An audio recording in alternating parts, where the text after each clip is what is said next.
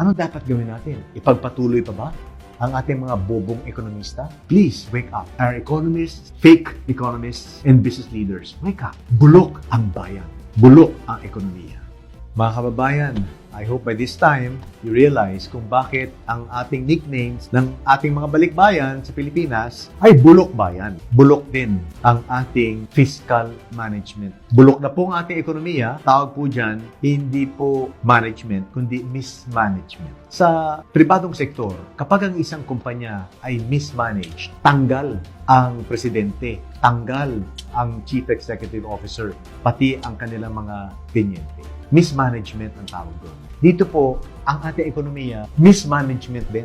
Ano dapat gawin natin? Ipagpatuloy pa ba ang ating mga bobong ekonomista? Dapat baguhin. Hindi ko po sinasabing tanggalin sila, pero magbago sila ng kailang kaisipan.